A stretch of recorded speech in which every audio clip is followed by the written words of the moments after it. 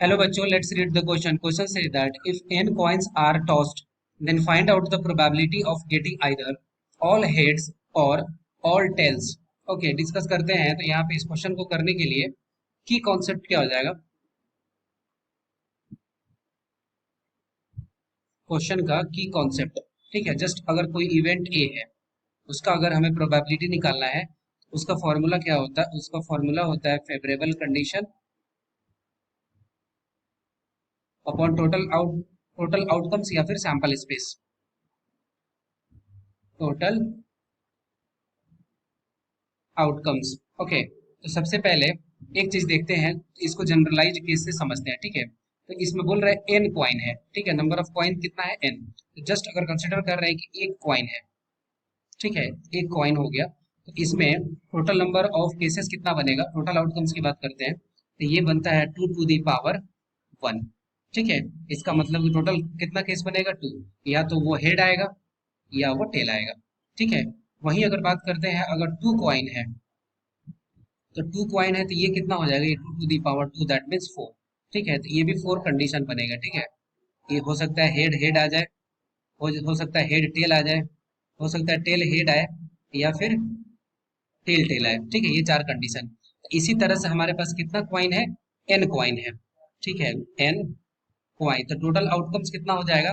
Total outcomes हो जाएगा 2 to the power n, ठीक है। ये चीज क्लियर हो गया। सेकंड की बात करते हैं।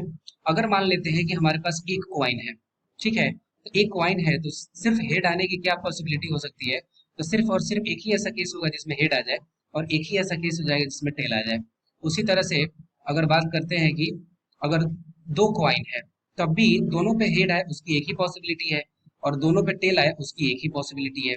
अगर 3 क्वाइन ले रहे हैं, तब भी तीनों पे हेड आए इसकी एक ही पॉसिबिलिटी है, तीनों पे टेल आए उसकी भी एक ही पॉसिबिलिटी है।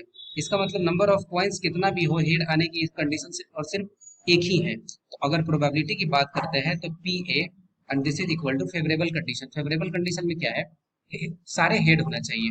तो सारे हेड होने के लिए तो एक ही कंडीशन है, अपॉन, और total number of sample space क्या है? 2 to the power n, ठीक है। तो ये हो गया पी ए, मतलब सारे में हेड आ जाए। उसी तरह से पीबी की बात करते हैं, तो पीबी क्या हो जाएगा? कि टेल आने की पॉसिबिलिटी भी सेम हो जाएगा, 1/2 to the power n, ठीक है। तो अगर हमें चाहिए कि अगर और का केस अगर है पी ए यूनियन बी की अगर बात करते हैं, तो और का केस में क्या करते हैं? यहाँ पे और लिखा हुआ, इसका मतलब यहाँ पे ऐड कर देते हैं, ठीक है। इसका मतलब P A plus P B, that means 1/2 to the power n plus 1/2 to the power n।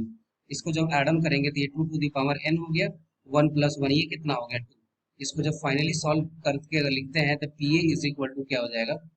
2 to the power 1 - n, ठीक है। ये हो गया हमारे पास प्रोबेबिलिटी का वैल्यू।